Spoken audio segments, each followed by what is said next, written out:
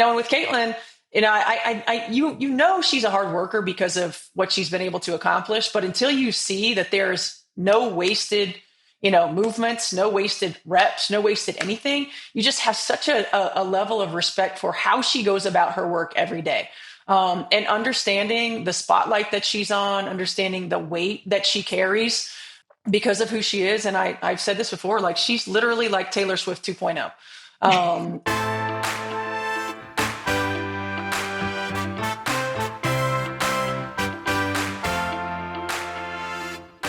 Hey everybody, welcome back to Bird's Eye View. Been a minute, but we're back. Today's guest is a leader who has succeeded at every level of the sport. As a former WNBA Coach of the Year, she continues to bring a mix of IQ and intensity to every team she leads. From her days as a player to her days on the sidelines, she has built a reputation for developing talent, commanding respect, and creating a culture where players can thrive. She's truly proven she's one of the most impactful voices in women's basketball. I'm talking about none other than Stephanie White. But before we get into the interview, you know what time it is. It's time for Sue's View. Support for this show comes from Chase. If you're a fan of women's sports, you're always looking for ways to get closer to the action. And your Chase card can get you exactly that. With a Chase card, you can experience more. That means access to pre-sales, preferred seating, and more savings. Unlock benefits to let you skip lines and turn a game you wouldn't miss for the world into a truly unforgettable experience. For more information about how to step into the world of more with Chase Experiences, visit chase.com/experiences.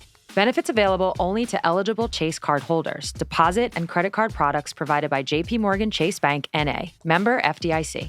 Terms, conditions, restrictions, and limitations apply. All right, it's WNBA offseason. So you know what that means, particularly this season, a lot of CBA talk. So as you guys probably already know, the WNBA and the WNBPA have agreed to a 6-week extension. This agreement also includes like an option for either party to terminate the extension within like a 48-hour notice. I personally don't see that happening. I think what we're seeing here is just more time needed. I actually don't even think there's much to read into here. I think based on my previous experience, it's common. We've already talked about this on A Touch More. Super common to have extensions done. Last CBA didn't get finished till after the new year. So in a sense, we want to get things going because we've got expansion draft, we've got free agency, but there still is time. Also from my last experience, these negotiations move slower than you might think. I think sometimes people think they're meeting every day and it's like, Monday, Tuesday, Wednesday, Thursday, Friday. It just goes a little bit slower. So again, all normal. Usually the money is what's hanging things up, which sounds like this is the case here as well, if you've been on social media at all. But once that gets finalized, fingers crossed, usually it's like just fast pass the rest of the way. I personally think the good news is, even though it sounds like they're still trying to negotiate that money, the salary, rev share, all those things, I mean, look at the numbers that are being talked about. If you could just take a second and think about where the max, where the minimum, where the average was the last couple years, of course, historically, but the last couple years to what they're talking about now, I feel like we're already in a good spot. So hopefully, like I said, both sides are negotiating and we'll get to an even better place. Okay, we also had the draft lottery. And since Dallas got the number 1 pick, this will be they'll have back-to-back number 1 picks. I was kind of thinking, I was actually a part of 2 scenarios where we had back-to-back number 1 picks, me and Lauren back in the day, Jewel and Stewie. There's 2 other teams that have had this. The Indiana Fever most recently with Aliyah Boston and Caitlin Clark, and then the Las Vegas Aces with actually back-to-back-to-back. If you count Kelsey Plum with San Antonio, then they went Asia Wilson, Jackie Young. And the point being, I don't know, man. The pressure is on. The pressure's on Indiana. The pressure's on Dallas. Because anytime you get back-to-back number 1 picks, you generally win. You generally win. So, pressure's on. Half kidding with that. So the rest of the lottery went like this. According to ESPN's mock draft, Dallas number 1, AZ Fudd projected, Minnesota, number 2, Awa Pham projected. She's from Spain. Number 3, Seattle, Olivia Miles projected. DC comes in at 4, Lauren Betts in the mock draft. And then Chicago at 5, Flau'jae Johnson could end up there. So keep your eye out on those players this college season. Okay, last but not least, the AmeriCup team. 3x3 did their thing, both the men and the women. They were in Mexico playing in the AmeriCup. They both won gold. So I just want to give a shout out to Elena Deladon, Jimmer Fredette, the 2 new managing directors, my fellow managing directors. Congratulations to them and to the players. Veronica Burton, Shakira Austin, Naz Hillman Baker, and Alicia Gray. Alicia hit the game-winning free throws. She was MVP. All 4 of those players, to be honest, coming off great WNBA season. So it's great to see them doing this with USA across their chests. The 5-on-5 national team, are we calling it that? Has its first camp next week. And our next guest will be there as a court coach. So let's get to it. Please welcome Stephanie White. Hey, Steph, welcome to the show. Thanks for having me. Yeah, thanks for coming. So what have you been up to since the WNBA season ended? A lot of mom duties, a lot of car rides, pickup. I feel like a glorified Uber. Drop off, pickup, homework, sports, all of those things, and hopping back into some television work as well. So been keeping myself busy for sure. Do coaches go to Cabo and Cancun and all those places too, or did you go on vacation? I did a short little vacation, just honestly, just about 36 hours was all I had. I have a bigger one planned for end of February, early March. So yeah. Oh, nice. Yeah, you're on like that kid schedule. Yes, you exactly. Gotta go based on like President's Week or whatever. That's right. Fall break, spring break, winter break. They have all the breaks. I feel like they're never in school now. I know. That was one thing. I went to, I ended up going to Catholic school my last 2 years, my junior and senior year. They take all the vacations. They've got all the holidays. I loved it. It was so much better than public school. They do. And it's like, get them out a couple days early to leave for this one and come in a couple days late for that one. So yeah, it works out. There's some flexibility with school systems now. All right. Well, on top of mom life, I'm sure you're paying attention to CBA stuff, all the conversations they just announced. So we're having this conversation on Monday. It'll come out on Friday, but they just announced this 6-week extension. What's it like for you as a coach? Like, is it hard to sit and wait? What's that experience like as the CBA plays out? It is hard. It's hard to sit and wait, not knowing the timing of when things are going to shake out, when free agency is going to start, when we're going to be able to know what the calendar looks like. It's also hard because we have a lot of players that are in and out of market. And so from a scheduling and workout standpoint, we schedule a week ahead and schedule a week in advance. And if it's gonna shut down, then we need to shut everything down. Hopefully we can continue to work with our players that are injured because we have a lot of them in market as well. But it's very difficult being in limbo. It's very difficult when you're talking to your staff and you don't really know anything. But at the same time, it's part of the growing process of our league. We certainly understand that as our staff is mostly former players. We understand that as well. But being in limbo is difficult. Yeah. Well, like you said, the other thing the CBA will decide is stuff like the core. Will they have core designation? So I'm sure that goes into all your planning. So can you plan? Like, can you even start to game plan for what you want to get on your roster? I think we can game plan for what we'd like to have. I think the way that things shake out in terms of what things look like financially, we have a young core. So that will certainly impact, our ability to make certain moves in free agency. I'm glad I'm not the GM. I can tell you that. From a timing standpoint, how much time there will be to adjust, what it's going to look like, roster spots, roster management, not just what it looks like financially. How many players are we going to have on a roster? What is it going to look like for us? We can't just think in the terms of 1 year. What's it going to look like for us in the next 3 years? What can it look like in the next 3 years? What can it look like in the next 5 years? So I think the buffer of when we would have normally had, a 3 to 4 week time frame to look at it is not going to be there. So we're going to have to make decisions quickly. our ability to sort of anticipate what might come down the pipe is not there. So hopefully we'll be able to respond instead of react in a timely manner, or whatever that time frame might look like. Right. I mean, the one thing that I guess is similar to other off seasons is what pick you have. This year you guys have the 10th pick. So just give like a glimpse, like in a typical year, right? Like not a crazy CBA year, of what it's like for you as a coach, your staff, the GM, of course. What's that like when you're scouting in the off season? Yeah, for us, having that, traditionally when I've been in Indiana, we've had that 8, 9, 10 pick. It's, you're gonna, Humble brag. yeah, well, it's been that way.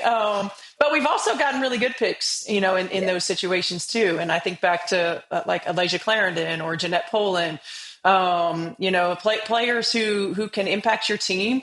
You might not know how quickly they'll impact your team, certainly, but where they'll fit in, what their development path looks like. We have traditionally seen in our league, with the exception of your superstars, of course, what will it look like in that year 3 to 4? Who's going to have the ability to really develop, who's going to have the ability to really impact, in that year 3 to 4. And so for us, it's trying to evaluate, who the fit will be, certainly culturally who the fit will be. And, hopefully, I think the growth area for us as not just a franchise, but as a league, is being able to take a deeper dive. We don't have the luxury of making mistakes anymore. Take a deeper dive, in terms of interview process, when you're going through, and we haven't been able to do that. There haven't been pro days to be able to watch players in workouts. We haven't had combines, in a long, long time, to be able to really evaluate players. And so you've got to take a deeper look. And that means going to practices, going to shoot arounds, seeing the less obvious things, body language, coachability, how they're working in practice. It's easy to see how somebody performs in a game, but what are some of the subtleties and the nuance that, are going to allow them to stick and develop in our league? Mm-hmm. Yeah, I was actually going to bring this up later, so I'm really thankful that you brought it up. We don't have a combine anymore, right? Yeah. Which, for those that don't know, they used to bring us all in. If you were a high pick, you were kind of just going to like get your height and your weight and like say hi. But for others, it was a chance to play against each other, for coaches to come and watch, GMs to come and watch. We don't have that. You can't work people out. Is there anything, because I think that one of the hardest parts about being in your position and being a GM is the evaluation of college talent. Like you really have to find ways to get into, like you said, that nuance. Is there anything you would like to see added? I don't even know when, but like after the college season or maybe during the college season, for you guys to be able to get a chance to even just talk to these players? Yeah, I mean, certainly a combine would be nice. What we found in the past was a lot of people didn't participate. And so it made it very difficult, and an interview process. I like the fact that some college teams are doing pro days, but even more the interview process. I find it really challenging. Of course, I'm kind of in the middle of that old school, new school mentality. But I find it really challenging when we're seeing players now in 4 schools in 4 years. Why is it, coaching changes? Certainly you understand that. Fit, certainly you understand that, but is there a pattern of behavior here, right? Like that you're unwilling or not capable of working into your time frame, because most people aren't going to come in and play right away, or are there other circumstances that are involved? And so really being able to do some background information into why those things happened. It's not as easy as I know players think it is to come into our league and just play. Now there are players who make it look easy, but it's not. And there's a different level of consistency that it takes to be successful and to stay in rotation. There's a different maturity level that you have to understand that you will be in and out of rotation, and you've got to stay ready so you don't have to get ready. And those things aren't obvious when you're just watching ball games. Those are things that you really have to take a deeper dive into. How are they being challenged in practice or workouts? How do they respond if there's certain teachable moments? So maybe combines can show that. Maybe pro days can show that. It's just a different opportunity. So I do think that we need some level of further evaluation. I don't know what that looks like for us. We were throwing out a lot of different ideas, but I think taking steps to get us there is going to be important. Yeah, well, the calendar is really what makes it It is. super, super tough. But we are seeing, I feel like we can all agree, there's a trend of like players hitting their stride in the WNBA in like year 3, 4, 5, and really becoming who they are. I mean, who knows why? Maybe it is because they bounce around a little bit in college more now. Maybe it's just, I don't know, starting somewhere in like the AAU and like figuring out how to play on a team, not just as an individual. That's definitely something I've seen. But a lot of people, and this is where I'm going to get the expansion, not necessarily the draft, but just like the fact that the WNBA is expanding. I'm just curious, like there are going to be more spots for more people for development, but how do you think expansion in general is going to impact the league?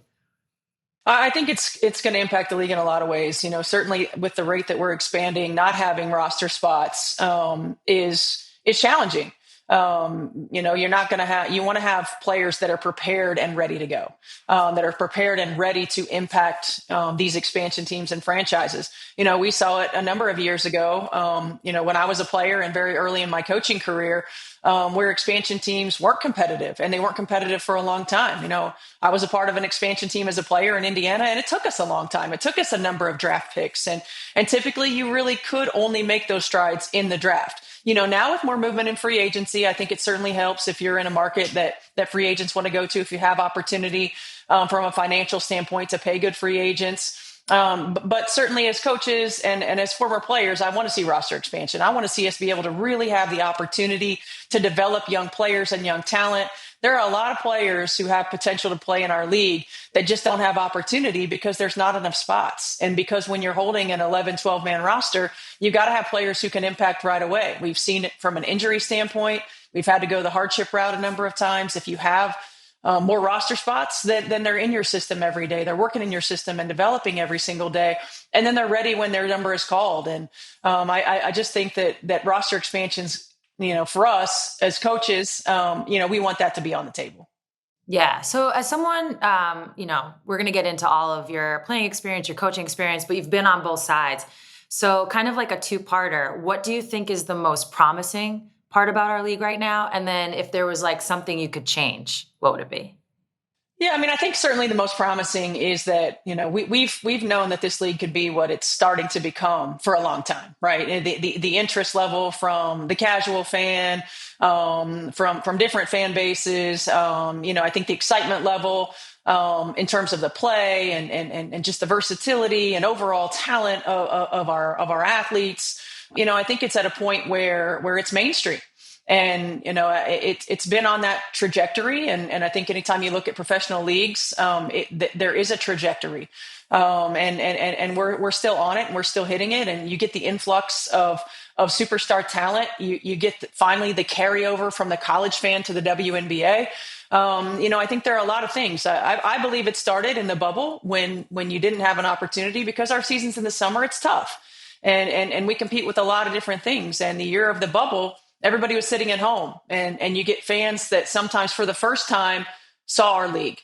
And, we often say, if you see us once, you're going to want to come back. And I think that started a little bit of the momentum. And then the influx of superstar talent, of course, continues to move the needle. And so I really like where we are. I'm proud to continue to still be a part of this league and the growth of this league and where we are. I think certainly some things I'd like to change. I'd like to change the toxicity around our league. I know that's not really a controllable factor.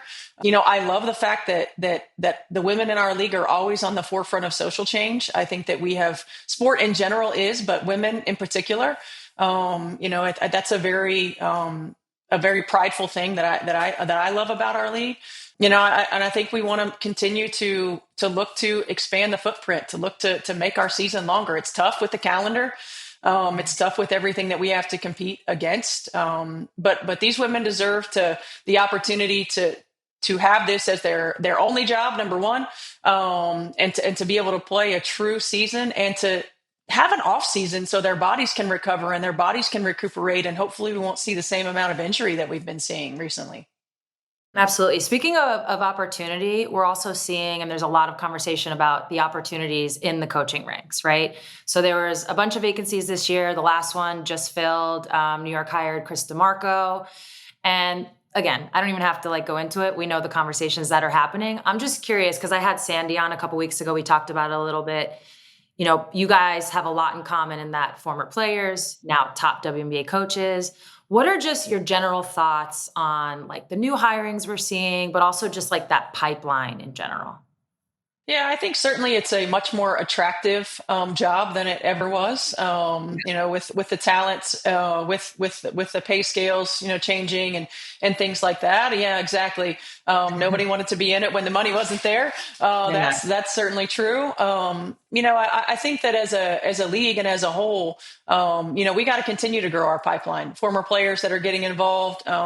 Now, look, I do think that it's a misconception to say that there are, with certain former players in particular, that they don't have coaching experience, right? Like their playing experience is experience as well. It's not coaching. You look at it from a different point of view. And I think each year that you coach, you learn a different perspective. But we can't discount the fact that if they would have went into coaching right away, some of them would have been coaching for 10 to 12 years by now. But that playing experience is important. I think the ownership is on us as head coaches to continue to grow and develop that pipeline and to continue to give them more and continue to put them in positions for success. One of the best, opportunities I had was coming back to Indiana and working for Lynn Dunn.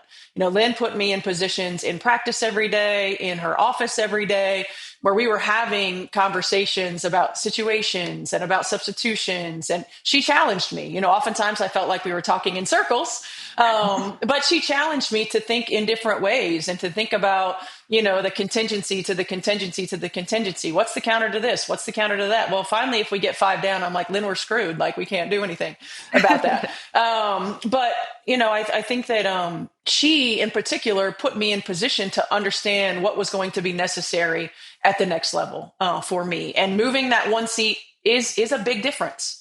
It's not just about knowing the game. It's not just about having relationships with players. It's not just about poise and composure in a moment. You've got to put all of that together. You've got to think about the whole as opposed to just the parts, and you've got to do it quickly. And so I do think that, the opportunities for us as head coaches who have been a part of this league to continue to grow young former players and young women in particular is important. That's one of the reasons that I love having former players on my staff, giving them opportunities, throwing them into situations, getting them experience so that when they get their opportunity, they're going to be ready.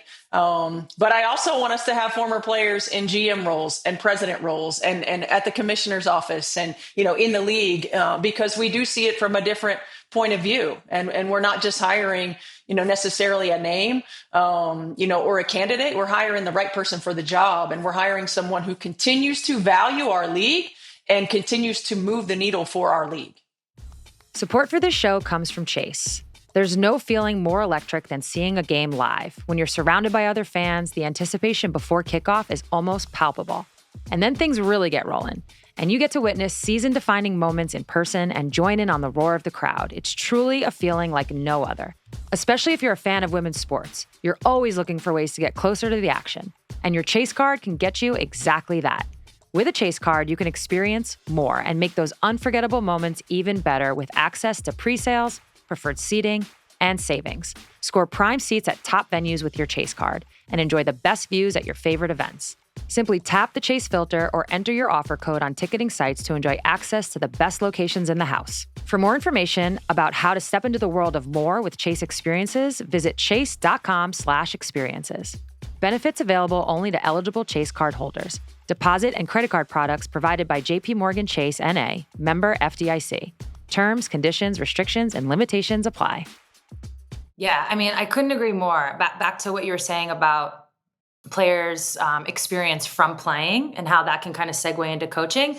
I've always said it. It's like if you've played 10 plus years, likely overseas for a lot of this like previous generation, the amount of playing styles you've been exposed to. Yes. You not only know what you like and what works, you know what you don't like and what won't work and how you want to be maybe. So I totally agree that is overlooked. I also agree that moving from one seat to the next, it's one thing to, have opinions, have thoughts. It's another to be the one making the decision. I actually, when Jenny Busek was the coach here, sometimes we would do these scrimmages where she would let like us coach ourselves. And there was this one particular scrimmage I was in charge of subbing, and I was like, oh shit. Like, I was like, this is really hard.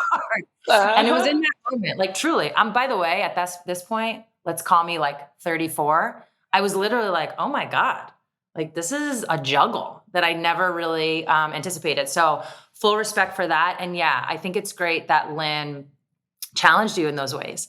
And I love that you're doing the same. Is there any, like, if a former player, really anybody, but a former player is listening, what like advice, given your path, like what advice would you give them if they want to get into this?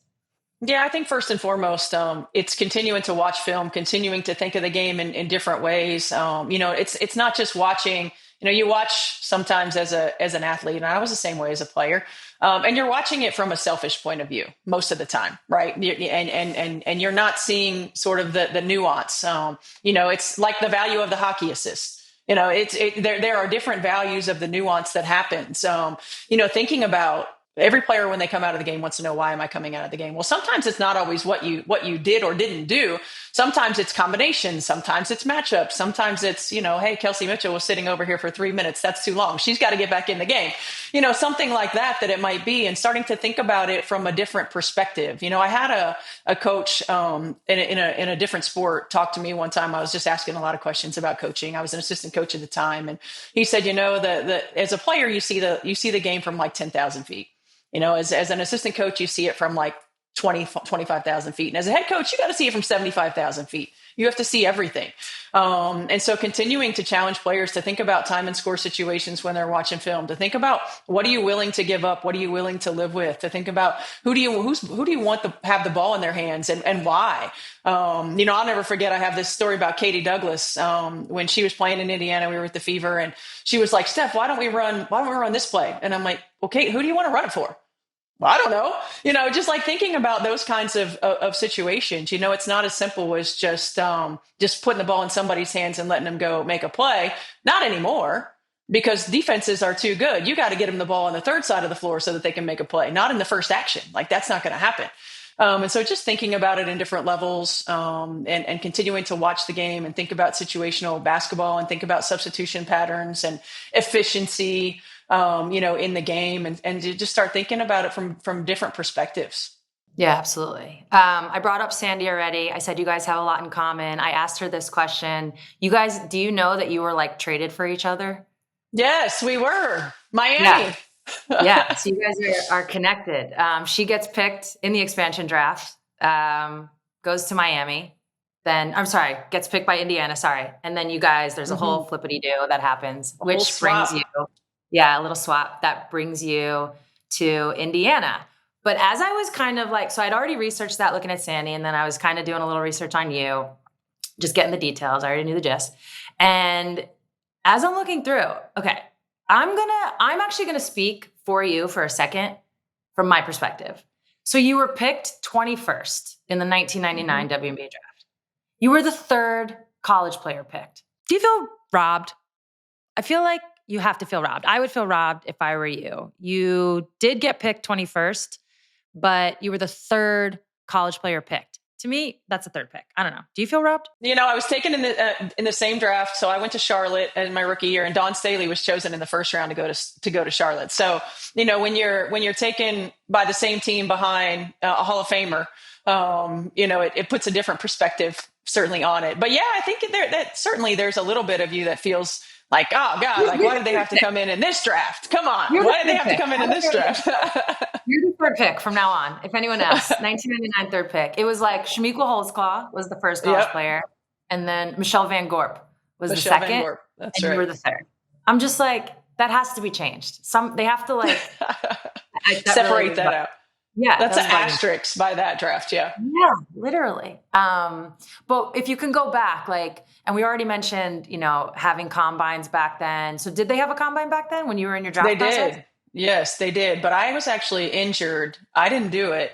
So I got injured in the national championship game in 99. And then the combine was like 2 or 3 weeks after that. So I had an ankle injury. and I didn't end up getting to participate in the combine. So, in fact, I was a little limited when we first started training camp that year. And I was really nervous about that. Not now when people come in and they're injured and it's like, oh, kind of whatever. I was really nervous about that. I've since had 3 surgeries on that ankle, but, at the same time, you weren't guaranteed anything, no matter when you were picked, you certainly weren't guaranteed anything. I wanted to participate in the combine. I wasn't able to. We didn't have the luxury at that time of being like, oh no, I'm not going to do it. We didn't have agents at that time telling us not to do it. It was like, hey, are you going to be ready? And I wasn't, and it made me really nervous. I also missed my college graduation. Now players are asking to go back for college graduation and all of those things, but it's like, no, like this is my job now. We're not guaranteed this job. The league had only been around for 2, maybe 3 years at the time. So yeah, lots of things have changed since then. Yeah. So what was that first year like? As I was looking, I didn't even realize, so now you're teaming up with, you're obviously trying to make the roster, all those nerves, but you're teaming up with Dawn Staley and Donovan was the coach. Is that accurate? No. So that time it was Marinelle Metters was the coach. Oh, Marinelle Metters. Okay. She got fired halfway through the season in the middle of a road trip, and Dan Hughes took over. Okay. And I was going on this team. It was Dawn Staley, Tracy Reed, Vicky Bullitt, Rhonda Mapp, Andrea Stenson. I mean, all of these players who had been playing overseas forever. Right. Mm-hmm. All these vets, very few young players. It was intimidating. It was intimidating to go in and with these women who have been doing this for so long, who are now finally having the opportunity to do it in the United States. Coach gets fired in the middle of a road trip. It was like, what is happening? I'm from the cornfields of Indiana, and now this is this stuff that's going on right now. So it was a little bit intimidating, but it was a great experience. And I mean, certainly going in and practicing with those guys every day and understanding, the sense of urgency that it takes, understanding to not take this opportunity for granted, and I think for me, being a part of the early years of the league and seeing it now, I think that's the thing that most sticks with me is that this is not guaranteed. A lot of women sacrificed a lot of their career for us to be able to have this opportunity, for us to be able to live in this moment. We are very fortunate that this group in the WNBA right now, they've only known the WNBA. Mm-hmm. I didn't.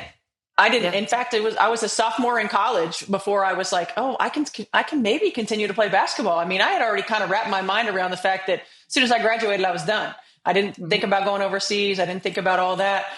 And so this being a bridge, so to speak, of the 2 different eras of the WNBA, I still have this feeling all the time of we're not guaranteed this opportunity. We need to do this the right way. We need to understand the moment that we're in. We need to continue to push this league forward. But we also can't forget where we came from and can't forget all those who sacrificed for us to have this opportunity that we have right now and to be living in this moment for our league's history. Yeah. Speaking of who from those days, who do you think, what player's style would translate to the style of the WNBA now? Who would just be in the WNBA right now killing it? Oh, gosh. Well, certainly I think Andrea Stenson. For those young people who don't know Andrea, I mean, she was a straight bucket, right? Mm-hmm. And she was a bucket at that time when she was playing in Charlotte. And I don't even know how long she had been playing overseas. But I mean, she could just didn't she have a spin move? Didn't her spin move have a name? She had a spin move. She had a pull up. I mean, she was a dog. She didn't care. She was she was going to get after it. I mean, she's somebody that I think would be playing right now. Vicky Bullitt's the other one, because Vicky Bullitt had a mentality about her that was she was not going to be denied. She worked her tail off. She was no nonsense. She was incredibly fundamental, but tough as nails. And, I think she's another one that would certainly, especially for the players who don't know. I mean, obviously Cheryl Swoops and Cynthia Cooper, but the players who don't know those names, those 2 to me, are tops on the list. Yeah. So what about if I brought it present day for you now as a coach? Who's the hardest player for you to game plan for? Oh gosh. Well, Asia's tough, certainly. Fee, because she can do everything, is so tough. I think that those players in particular, when you look at at where they were when they came out of college and how much their game has expanded, now, and then how fundamental, how fluid, and how smart they are. That both of those guys make it really, really tough to game plan against. Yeah, you're just reminding me. The other day, Megan and I were doing a live show, and we did some fan questions, and someone was like, Sue, now that there's been like a bunch of guards that have come into the league, obviously they're talking about Caitlin and Paige. You can even go a couple of years back, add Sabrina in that, so on and so forth. They're like, do you think you're going to see more guards getting MVP? Like, are they going to take over? And I'm just like, I don't know, because the talls are still tall. Yeah, you can't do anything about that. Yeah, they're tall and they're versatile. They're basically guards. Yes. Yeah, they're basically guards. Yeah, I do think we'll see it. But I want to say in the history of our league, with the exception of, Diana, Maya, we haven't had Cheryl Swoops. We really haven't had guards. There's been some finish in the top of voting, but never get that MVP. So, and I want to see a guard get a Defensive Player of the Year. Agreed. I want us to just forget about the blocks and the steals all the time, and maybe go a little bit deeper into the analytics. Totally agree. By the way, I've already talked about it on this show. I'm like, why is rebounding a part of this? I can't. To me, it has nothing. Everyone's like, it finishes the possession. I'm like, okay. So somebody else defense. Yes, exactly. No. But anyways, okay. So brought up Sandy, you get to the Fever. So I'm going to talk about playing a little bit. So when you get there in 2000, it completes this pretty amazing and rare, full circle moment for you, right? You play high school ball in Indiana. You're Miss Indiana, National Player of the Year. You go to Purdue. So you stay in state, Wade Trophy winner your senior year, national champion, like you mentioned. And now you're back as a pro. So for, a good 10 plus years, you're essentially the face of Indiana basketball. What was that experience like? Yeah, it was pretty crazy. I said earlier that I never thought that playing ball beyond college was in the cards for me. And then the opportunity to come home and be in my home state. It was incredible. I often call myself a community project. I came from a little farming town, a little county that had no stoplights. Everybody in our county went to one school. I graduated with 98 people in my class. This is kind of the quintessential Hoosier story, in that, all those people who really supported me from a young age, and helped mold and grow me, got to continue to watch my career. In fact, some of those people, and now their kids and their grandkids and their great grandkids are coming to Fever games now. And it's really incredible when you have an opportunity to look back on it. When you're living it, it's one thing, but when you have an opportunity to reflect and think about the path, in the moment, and it just, it doesn't happen very often. And I'd be remiss if I said that it didn't mean something, because it does. It means a lot to me. I take a lot of pride in being from Indiana, and what we did at Purdue and what we're continuing to do with the Fever. I've had much more success on the coaching side with the Fever than I did on the playing side. But it was, on a very, very, very small scale, similar to what Caitlin has gone through, in that it was, me in the print media, and me in the college realm, and here, and now on a global scale, it's her. And so I do hope that from that perspective, I want to be able to help her navigate, some of this in certain ways, or just at least be a resource for conversation of when it gets heavy, because it does get heavy. Expectation number one is one thing, but everybody's, she doesn't have any space. She can't just be her. She's still a 23-year-old kid trying to find her way. And so I do have a little bit of experience, in that as well, but it's just, it's a once in a lifetime thing for me. And I don't know that I ever thought I would be back, with the Fever, but now in this moment, to be back, to continue to grow this franchise, to continue to grow our organization and basketball in the state of Indiana. I'm just really honored to be able to still be in this moment. Yeah. I mean, there's so many questions that you've already kind of led me to in terms of your coaching career, but I want to stay on the playing version of you for a second. I remember watching you at I don't even know what they called it then. What is the McDonald's All-American game? I guess it was Oh like the yeah. WBCA Nike All-American game. I remember your story. You were a senior when I was a freshman in college, so very familiar. But I want you to describe yourself. Like, what were you like as a player? Sheesh. If I describe myself now of what I was like as a player, I'm not Yeah. sure I would have ever played for myself. I didn't play a lot of defense. I was a combo, athlete, like point guard, wing. When I started playing basketball, I was always somebody I could get to the rim.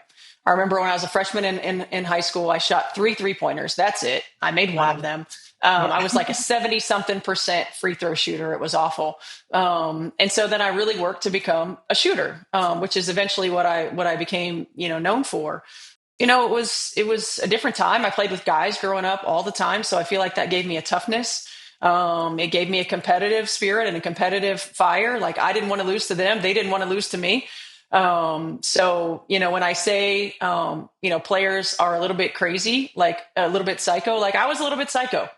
Yeah. I was competitive in everything that I did. And I was a worker. I mean, I was, and, I think, some of it came naturally. Some of it was just, really striving to become the best that I could be. Now, I think I was fortunate in the time that I grew up that there wasn't a lot of distraction, outside of my little town where people were telling me that I was pretty good. It wasn't like, anybody else tells you that you're any good and you just keep working.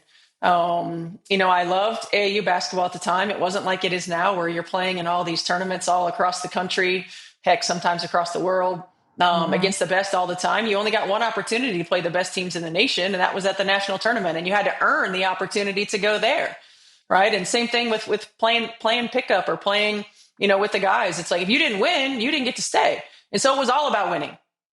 It was all about winning, and it was all about proving that me as a girl playing with the guys could compete. And so I do think that that's where I got a little bit of my fire, my competitive spirit. I hated to lose more than I liked to win. And then my family, kept me humble and hungry. Always telling me I wasn't good enough, and always, helping me understand that there's somebody out there that's working harder. And really, my entire goal was just to get a college scholarship. And I was thankful and to be able to do that. Wait. What was your AAU team? Who'd you play for? It's called Force 10. We had a number of players I on our team that went places. Indiana's finest girl. No. I don't even know if that was around at that time. Okay. I don't think it like was. Oh, was it? Yeah, no. That wasn't around at our time. It was like April McDivitt. Kelly Kamara played on it like a year or two, but then she went with Joe Noon and started a whole other band. Anyways, Joe Noon. I know. But it's funny because one of my AAU teammates, Christina Diviak, her daughter is now a freshman at Stanford, Alex Eschmeyer. So it's nuts because I'm going to call her game on Wednesday, and I'm thinking to myself, oh my gosh, I played AAU with her mom. Love those moments. Kind of. Okay, so what about you? It's kind of another two-parter. Like, you get into coaching. What are you seeing from your playing days, like you as a player, that's showing up with you as a coach? And by the way, the two-parter is like, was coaching always it for you? Is that like what you wanted to do, or did it like find you? No, it found me. I had no idea what I wanted to do. I actually I majored in aviation in college. I wanted to be a pilot. So for 2 years, I studied aviation. I got my private pilot's license after my first semester in college. Started. I don't now. I'd have to go back up and get current. I don't have my license isn't current. I stayed current for a number of years after I graduated college, and then it kind of fell off the wayside. So I originally studied aviation. Thought I wanted to fly planes. Thought I wanted to be an astronaut. And then it became more of a hobby and changed to communications. Really had no idea what I wanted to do. My family is educators, so I thought if all else fails, I'm going to go back to school and I'm going to be a teacher. While I was playing with Indiana, I'd had my, I think, 4th or 5th surgery. And a woman by the name of Tracy Roller, who was coaching at Ball State, asked me, she said, hey, I have a coaching position. I didn't know if you'd like to, try your hand in coaching. And I said, no, I'm not quite ready to be done playing. And she's like, that's okay. You can do both. We're just up the road. I just love to have you on staff, get your perspective. And so I said yes. And I'll never forget just the first moment that I stepped foot on the floor in practice. I was like, oh yeah, like this is kind of where I'm meant to be. I feel like my advantage, like I was never fast. I was never athletic.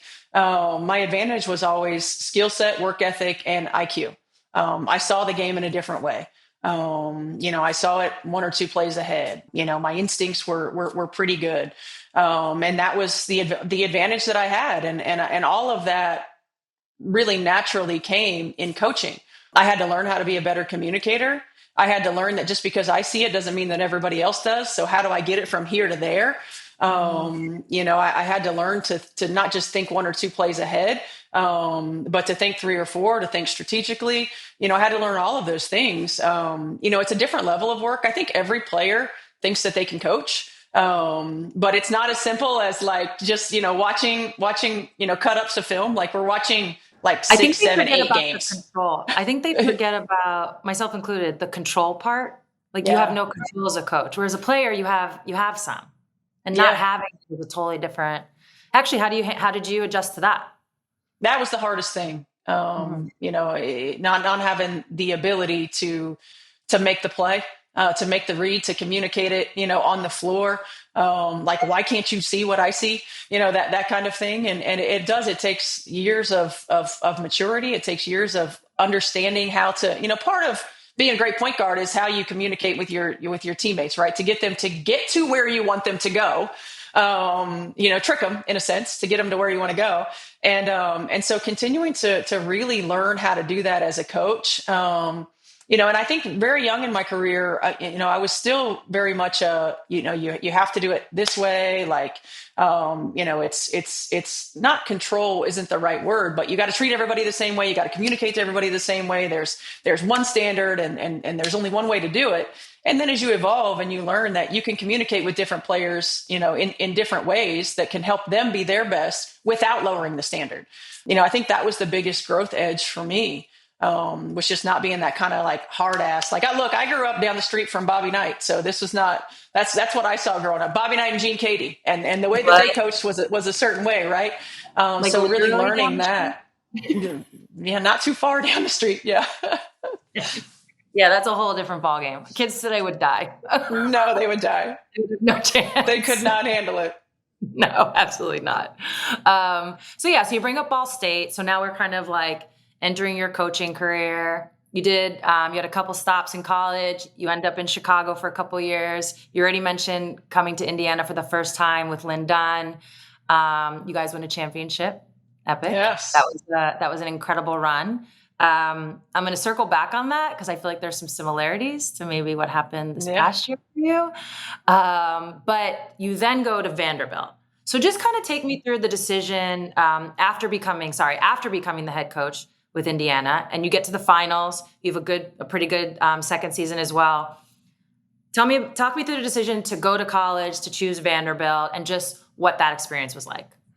Yeah, that was a period of time where I had 3 kids under 3. We talked about just the growth in terms of the game, not just financially, but in terms of like length of contract and stability. And, my kids being able to grow up pseudo on a college campus, to have the stability of a 5 to 6 year contract, to know, where I was going to be at that time. We were still teetering on where are we as a league? Where are we financially? It's coaching is a volatile profession.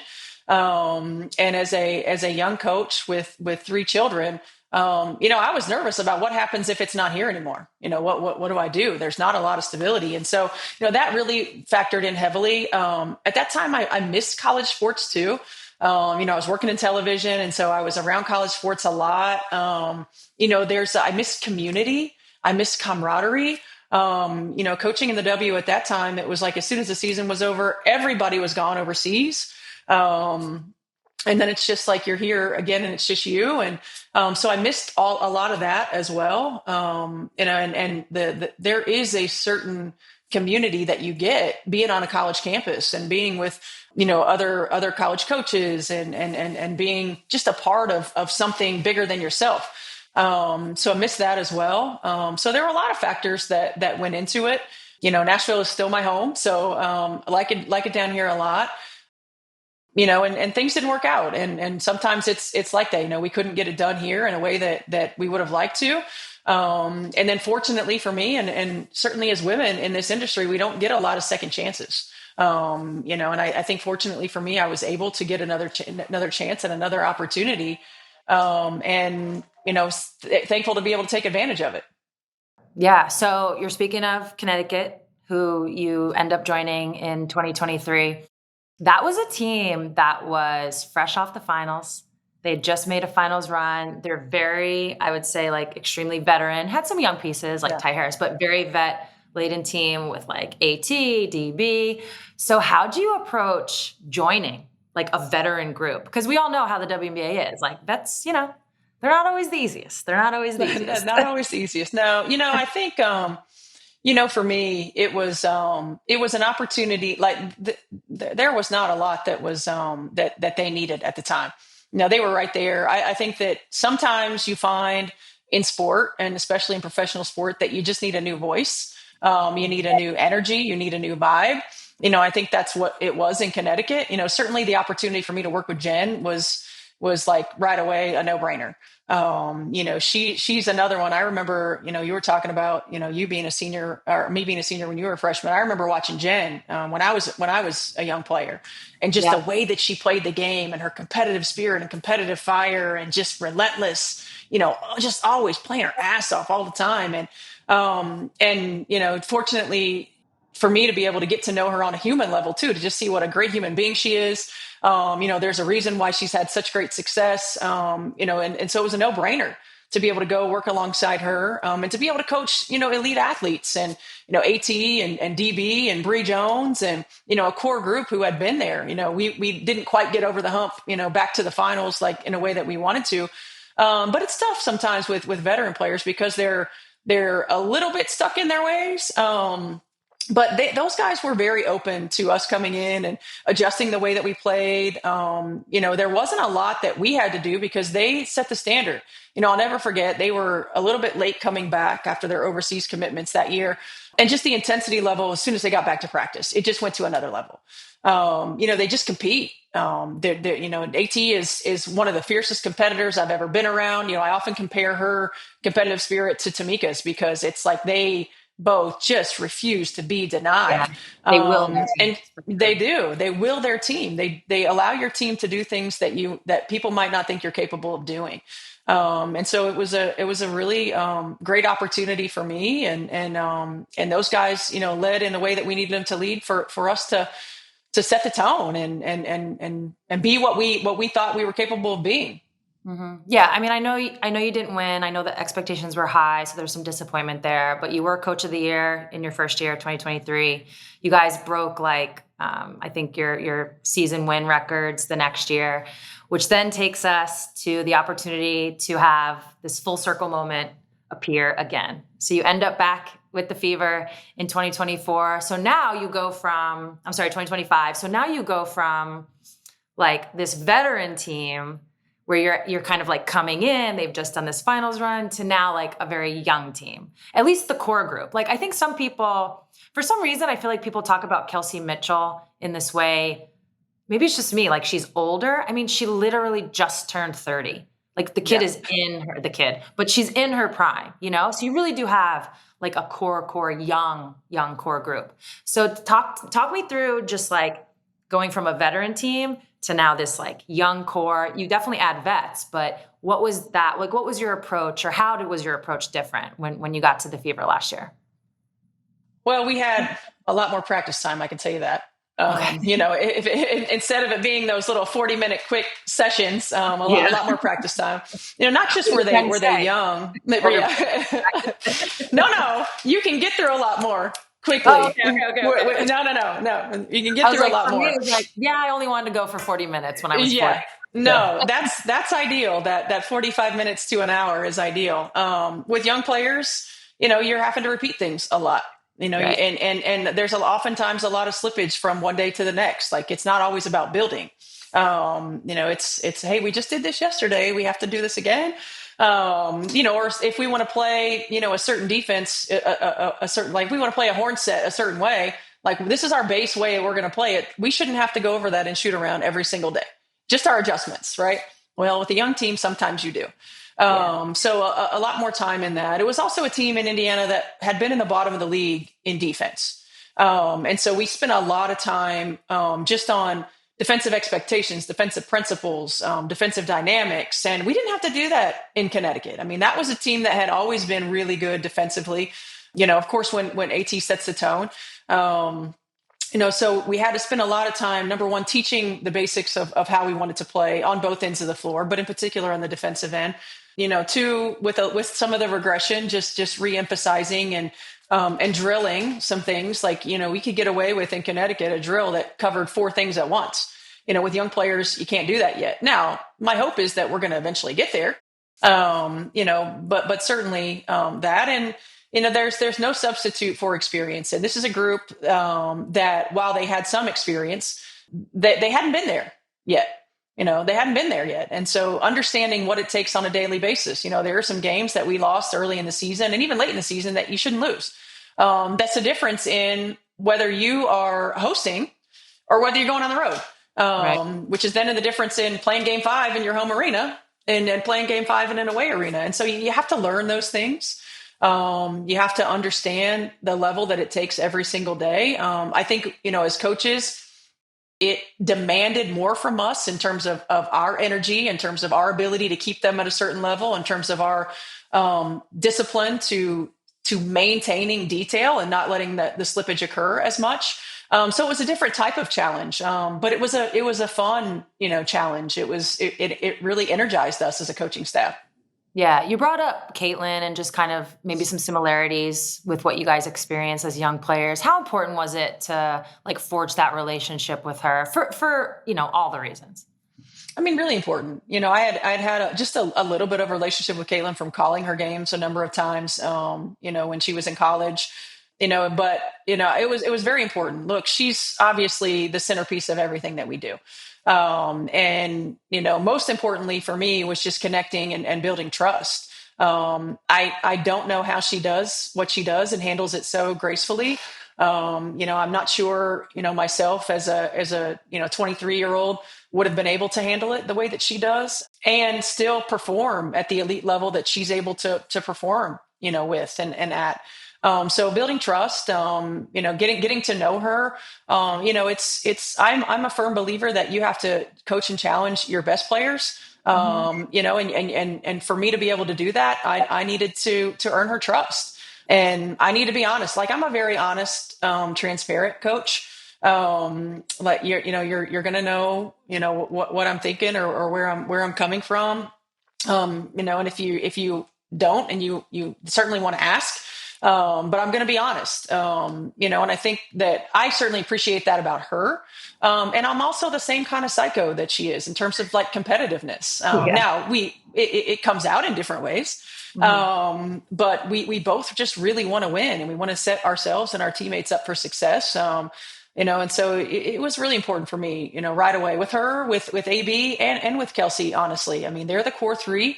And building a relationship with Kelsey, who I also covered when she was playing in college, who's somebody that was really instrumental in everything that we did, and AB as well. I mean, those 3 were the priority for me in terms of look, I've got to really make sure that I'm earning their trust. Can't just come in and say, hey, this is what we're going to do. It's about relationships.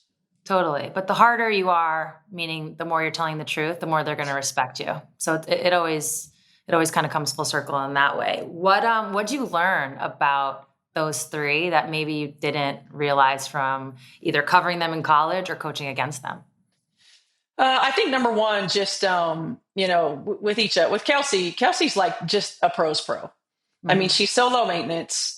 She just wants to play. Like, she reminds me of some of those guys back in the day who would just go to the park and just try to play pickup games. Yeah. Like, that's her. She just wants to play. She wants to know that you care about her. She wants you to be honest with her. And at the end of the day, she's low maintenance, and you just have to put her in positions to be successful. And I was so excited about the opportunity to just see what we could do and how we could make her life easier, because she really is the one who had been through the trenches with this franchise. Yeah. You think about when Tamika left and retired, it just, the franchise went through a lot, and Kelsey's been the constant, and she deserved the opportunity to be a part of the successful years of the Indiana Fever. And so I was really happy with that, for her, about that. With AB, I learned how high of an IQ player she is, how great of a facilitator she is, that she could be almost like a point forward. I didn't get that watching her play in college. I didn't get that, in her first couple of years in the W. But she is so smart on the floor. She understands the game. She puts a lot of pressure on herself, she's a perfectionist, as a lot of elite athletes are. But, we were able to utilize her in a different way, because of how quickly we were able to recognize just her IQ and her ability to pass and facilitate. And when Caitlin wasn't on the floor, she had to be a point guard for us. Yeah. Love that about her, and her ability now to continue to stretch and grow. And with Caitlin, she's a hard worker because of what she's been able to accomplish. But until you see that there's no wasted, movements, no wasted reps, no wasted anything, you just have such a level of respect for how she goes about her work every day. And understanding the spotlight that she's on, understanding the weight that she carries because of who she is. And I've said this before, like, she's literally like Taylor Swift 2.0. And that somehow she's able to compartmentalize, Yeah. and come to the gym, get everything that she has to get done. She's off doing everything all the time, but when she's there, she's working. I have such great, and yes, and she's an elite mind. She sees things 2 or 3 passes ahead as well. And so it's just, they've all and have been just a joy to work with. And Lexi Hull, I don't think you can appreciate as an opponent what she brings to the table on a daily basis, like her work ethic and her relentless spirit. She's just handled every situation that we put her in, coming off the bench, starting. She approached every game the same way. I think she's got a lot of upside still, left to go. It was just, it was a really refreshing group to be around. Yeah. I mean, you did a great job. You had, like we talked about, this young core. You surrounded them with role players, with vets. But the season still was like quite literally a roller coaster with all your injuries. Yeah. I mean, I don't know, like cry to keep from laughing, or I'm sorry, yes. Laugh to keep from crying, like tragic comedy. We did both. Yeah, all of it. You really couldn't have scripted it any worse, but you guys handled it. You handled it. You kept your chemistry. You kind of brought up even like toxicity in general. You guys, because you have a lot of eyeballs, there's just a lot of chatter constantly happening. So there's all of this going on. But like I said, you keep your chemistry, even with the lineup changes. How the hell did you do that? Well, I think part of it is just, calling a spade, right? Like just addressing it. And from the first moment that we got there, our very first meeting, it was like, look, we've got to find a way to keep the noise outside the building, like outside the building. And the noise inside the building might be inside the building, but there's a different noise that's inside our locker room. Like, we have to really have that layered approach of, we have to sacrifice for the betterment of our team. Our mantra was "we over me." And we addressed it head on from the opening day. It's like, there are going to be moments where each one of you deserves to play and you're not going to be playing. We have to be able to handle that. There are moments where you're going to be asked to do something that's outside your comfort zone that you've got to be able to handle, in order for us to be successful. When you have those moments where you're frustrated about it, come talk to us. You may or may not like what we have to say, but we'll at least communicate it. And stay ready so we don't have to get ready. And so we named it, from the beginning. When we were going through our adversity, we talked about it, we discussed it. There's certainly not in any magic, we don't have an invisibility cloak. We can't, keep our players off of social media. We can't, do all that stuff. But redirecting them once you can tell that something's going on, like, hey, listen, like we got to be able to focus on what we can control. We got to keep the main thing. And that is this team, that is this group, that is our opportunity to do that. And when you have really good locker room culture players, Sid Colson, Sophie Cunningham, that can lead in that realm. I thought Natasha Howard was really good about that as well. Just in our locker room, just keeping everybody locked in on what is the main thing, what is the most important thing, and handling some dynamics that we as coaches didn't have to handle. But we just talked about it. And when things happen, like when Sid and Ari go down, it's like, this sucks. And, our coaches were in the coaching locker room and having our moment. And it's like, okay, well, we can have our moment in here. We go in there and allow them to have their moment, but then we got to get to work. Like, how are we going to adjust? And then, and then Sophie goes down and I'm having my moment in the locker room and the coaches are like, get your shit together. Like, we got to go in there. We got to, so, I mean, we talked about it. We've been dealt a shitty hand and we got to play it anyway. But the thing that I know about this group is that we are going to fight and we are going to claw and we are going to give everything that we have every single day. And we're not going to allow you to do less than that. Right. I mean, well, even with the injury bug, even with all that, you guys got handed, you finished 6th, you make the playoffs, 24-20 record. You pushed Vegas to game 5 of the semis.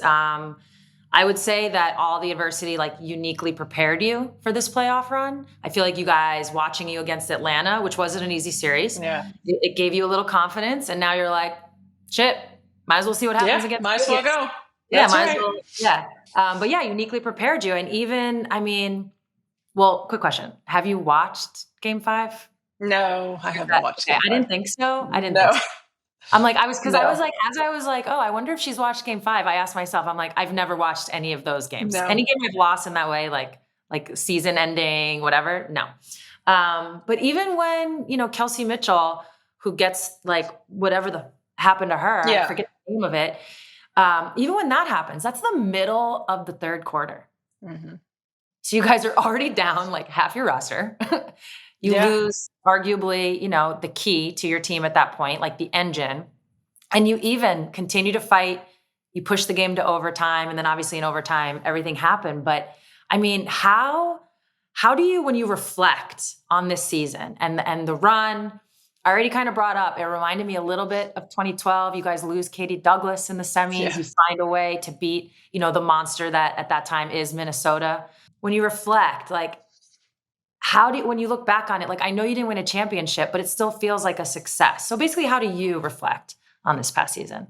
Yeah, I have a lot of gratitude because our group, number one, great human beings, selfless human beings. They really embraced, our mantra of we over me, and they didn't care, who got the credit. They knew, obviously, who was going to get the ball in certain situations. But they also knew and understood each individual's value to our opportunity to be successful, and they bought into that. They stayed ready. I think Bree Turner was a prime example of that. She was somebody who didn't play a lot, wasn't in rotation for most of the second half of the season, and then was instrumental in our success, in the playoffs, defensively. And I just think that everybody valued one another in a way that allowed them to come together. From a staff and leadership standpoint, we were always just putting one foot in front of the other. Like, let's get creative. What can we do here? How can we put our team in position to be successful? What do we have to adjust on the defensive end to just give ourselves a chance? And we took ownership of it, and we took it as a challenge. And I think that, when Kelsey went down, it was an interesting time because I went out there and everybody was like, oh, she's just cramping. And so I'm like, okay, well, like, get everybody in, into the huddles. We got to talk about what we're going to do now. And then I see the stretcher go out and I'm like, that's not just cramping, and we could have very easily imploded right there, and didn't. And in fact, it's a tie ball game with what, 20 seconds and a loose ball foul call. And it might not have even gone to overtime. So, it's just, I'm just really proud of our group, the character of who they are, the competitive spirit that they continue to show, and my hope, obviously we're going to bring back a certain core of this group, but my hope is that, that was a foundational level of what it takes. That group that we know is returning, that group takes with them and takes ownership of, this is what it's going to take for us to be successful. And then they run with that. Absolutely. Well, from the resilience you guys showed to the run you went on, I feel like everybody was cheering for you in a different way. The way you kept, whether it was like the bench involved, like they were just as much in the game as the actual players, to the veterans who, Odyssey Sims, Ariel Power, Shea Petty, people that haven't necessarily gotten the opportunities they probably wanted in the last couple of years, getting them involved, getting them ready. And then, of course, like Kelsey, Aliyah, the way they were playing, just what you guys did, I think for you, for your staff, so impressive. Thank you so much for chatting with me today. I would ask you, like, what's next? But I know it's USA Basketball, and I'm really excited for that. That happens very shortly, like a couple weeks or a week. Very soon, yes. So thanks for coming on, and I'll see you soon. Yeah, appreciate it. Thank you. That was Stephanie White. Super interesting just to hear her story, how she ended up in coaching, how she was almost a pilot. Like, what? I'm like, Steph, you need to go get that license back. That'd be so dope. But yeah, I think she can really kind of give other former players, provide them with a blueprint and just all she learned. And I love how she said players are at 25,000 feet, assistants have to be at 50, but then head coaches have to be like 75 and above. That makes so much sense. It also makes sense why she wanted to be a pilot, maybe. Anyways, hope you guys enjoyed. I know I did. And we have another coach next week. So stay tuned. See you guys then. This episode is a co-production of Together and Vox Media. Our producers are Tommy Alter, Jason Gallagher, Richie Bozick, Jess Clarendon, and Melanie Carter. Support for this show comes from Chase. If you're a fan of women's sports, you're always looking for ways to get closer to the action. And your Chase card can get you exactly that. With a Chase card, you can experience more. That means access to pre-sales, preferred seating, and more savings. Unlock benefits that let you skip lines and turn a game you wouldn't miss for the world into a truly unforgettable experience. For more information about how to step into the world of more with Chase Experiences, visit chase.com/experiences. Benefits available only to eligible Chase card holders. Deposit and credit card products provided by JP Morgan Chase Bank, N.A. Member FDIC. Terms, conditions, restrictions, and limitations apply.